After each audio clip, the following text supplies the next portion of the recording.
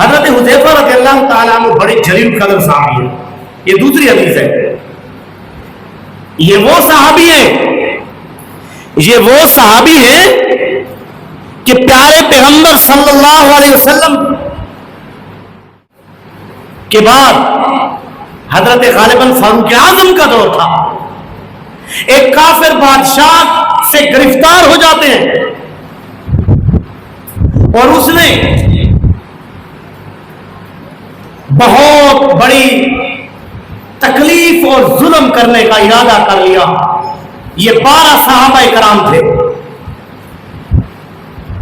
کافر بادشاہ کی قید میں آ گئے اور ان میں ایک بہت بڑا تیل کا ایک بہت بڑا جو مرتبان اور کڑھا تھا اس کو اس نے بڑا گرم کیا اور حکم جاری کر دیا کہ ان کو اسی تیل میں ڈالا جائے. حضرت حذیفہ رضی اللہ تعالی عنہ کو جب پیش کیا گیا تو حضرت حذیفہ رضی اللہ تعالی عنہ ہنسنے لگ گئے اور اس کے بعد اس چہرے میں غمی کے بھی آثار آئے. اس بادشاہ نے سمجھ لیا کہ جب غمی کے آثار ہے تو ڈر گیا ہے. ان کی نظر کیا تھی؟ پیارے پیغمبر صلی اللہ علیہ وسلم پر نظر تھی کہ دنیا میں جو ڈنکا بجا ہوا تھا صحابہ کا کہ پوری دنیا میں جہاں کا رخ کرتے تھے سمندر راستہ دیتے تھے, جہاں پر رخ کرتے تھے جنگل بیابان میں رہنے والے درندے راستہ بتلاتے تھے. اور ایسا ہوتا تھا کہ اگر جنگل میں آ جائیں تو میٹھے پانی کے چشمے انتظار کیا کرتے تھے کہ پیارے پیغمبر کے غلام گزر رہے ہیں. اور وہ جو بادشاہ تھا وہ ایک مثال دنیا کے سامنے پیش کرنا چاہتا تھا کہ جب میں ان کو اس گرم کیے ہوئے تیل کے کڑھا میں ڈالوں گا تو یہ کچھ نہ کچھ اپنے موقف میں کمی لائیں گے, کچھ نرمی لائیں گے. اس کافر بادشاہ نے حضرت حذیفہ سے کہا کہ تم صرف یہ کہہ دو کہ جس نبی کو مانتے ہو, جس پیغمبر کی تم نام لیوا ہو, ان سے آج ہم برات کا اعلان کرتے ہیں.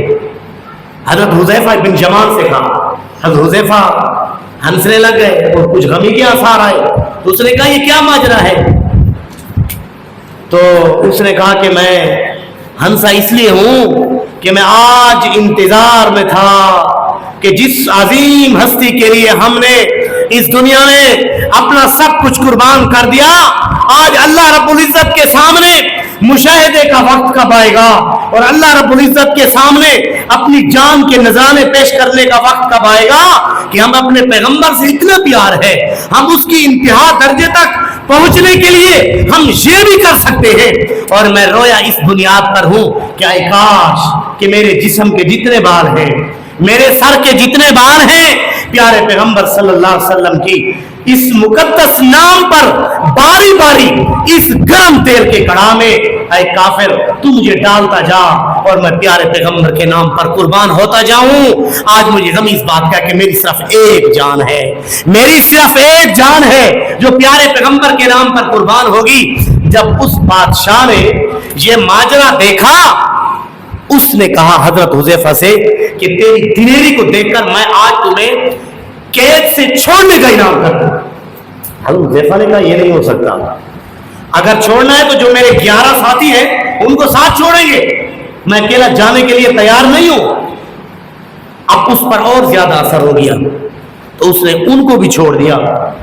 تاریخ کے واقعات میں لکھا ہے کہ حضرت عمر رضی اللہ تعالیٰ عنہ کو جب پتہ چلا, کیونکہ کافر بادشاہ نے ماتھے پر بوسہ دیا تھا دلیری کو دیکھ کر, حضرت عمر رضی اللہ تعالیٰ عنہ کو پتہ چلا کہ وہ قافلہ آ رہا ہے جس نے آج پیارے پیغمبر صلی اللہ علیہ وسلم کی تعلیمات کا جو پرچم تھا آج دنیا میں بلند کر دیا.